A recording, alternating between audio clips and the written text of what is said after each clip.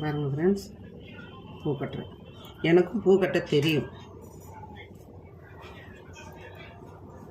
சின்ன பிள்ளைங்க அந்த ஸ்பீடாலாம் கட்ட வராது, ஆனாலும் கட்டுவேன். எனக்கு தேவையான பூவை நான் கட்டி வச்சுப்பேன்.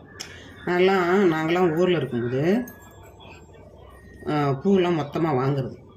மொத்தமாக வாங்கி என் தங்கைங்களாம் இருக்காளுங்க, 2-3 தங்கைங்க இருக்காளுங்க.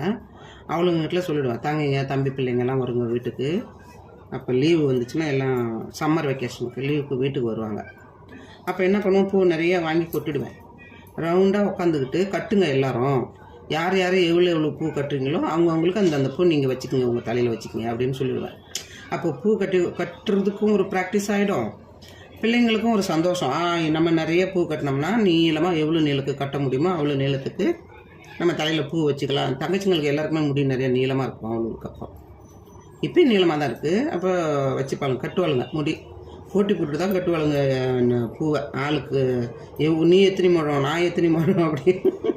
அப்புறம் அவளுங்களுக்கு தேவையான அளவுக்கு எடுத்துக்கிட்டு பாக்கி என்கிட்ட கொடுத்துருவாளுங்க, இந்தாக்கா வச்சுக்கேன், நான் சாமிக்கு போடுவேன், நான் வச்சுக்குவேன். அரும்பு, முள்ளரும்பு சொல்லுவாங்களே அந்த பூ.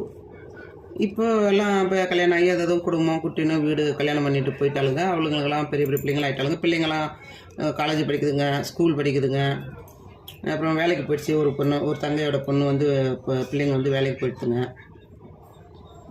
நம்ம வீட்டில் 2 குழந்தைங்க இருக்கு இல்லையா, தங்க பொண்ணு தங்க பையன் 2 பேரும் இங்கே தான் இருக்காங்க சென்னையில். அந்த மாதிரி பிள்ளைங்க பெருசாகிடுச்சு. அதெல்லாம் ஒரு ஞாபகம், நமக்கு பழைய ஞாபகம். தங்கைங்கெல்லாம் சின்ன பிள்ளையாக இருக்கும்போது எப்படிலாம் பூ கட்டினாலுங்க. ஒரு பொருளும் ஒரு நாளைக்கு ஒரு நம்ம எதனா வேலை செய்யும்போது அவளுங்க சின்ன பிள்ளைங்களாக இருக்கும்போது எப்படி இருந்தாலுங்க, எப்படி நம்மக்கிட்ட வந்து இந்த பிள்ளைங்க இருந்துச்சுங்க அப்படிங்கிற மாதிரி ஒரு ஞாபகம். அதனால் இந்த பூவை கட்டும்போது அவளுக்கு ஞாபகம் வந்துச்சு. சரி உங்களுக்கும் காட்டலாம், யாரெல்லாம் இது மாதிரி என்ன மாதிரி மெதுவாக பூ கட்டுவீங்க, யாரெல்லாம் இதை விட வேகமாக பூ கட்டுவீங்க, யாருக்கெல்லாம் டிசம்பர் பூ பிடிக்கும். இப்போ சீசன் முடிய போகுது, டிசம்பர் பூ குட்டி குட்டியாக இருக்கும் பாருங்கள். பூ பார்த்திங்கன்னா குட்டி குட்டியாக இருக்கும், சில பூ வந்து குட்டி குட்டியாக இருக்கும்.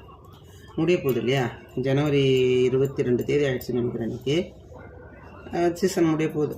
இந்த வருஷம் தான் நான் எத்தனையோ வருஷத்துக்கு அப்புறம் இந்த வருஷம் நான் டிசம்பர் பூ வச்சேன். ஒரு 2-3 நாள் இடையில வச்சேன் நான். அப்புறம் இன்றைக்கி கட்டி வச்சுக்க போகிறேன். வாங்க சொல்லுங்கள், யாருக்கெல்லாம் பூ பிடிக்கணும் கமெண்ட்ஸில் வந்து சொல்லுங்கள். அந்த டிசம்பர் பூ யாருக்கெல்லாம் பிடிக்கும், சின்ன வயசு ஞாபகம் இருக்கும் இல்லையா, இந்த மாதிரி சின்ன சின்ன ஞாபகங்கள் இருக்கும். பூ கட்டும்போது அதுவும் டிசம்பர் பூ கட்டும்போது. நான்லாம் சின்ன பிள்ளை இருக்கும்போது டிசம்பர் பூ வந்து வாங்கியிருக்கேன். ஸ்கூல் போகும்போது எங்கள் அம்மா வாங்கி கட்டி கொடுப்பாங்க ஸ்கூல் போகும்போது. அப்போ அவங்க வந்து அதாவது எத்தனைன்னா அப்போல்லாம் வந்து 1 ரூபா 2 ரூபா தான்.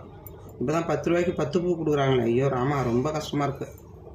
அப்போல்லாம் 1 ரூபா 2 ரூபாய்க்கு பூ வாங்கினா அவ்வளோ கொடுப்பாங்க. பூ 100 பூ கொடுப்பாங்க.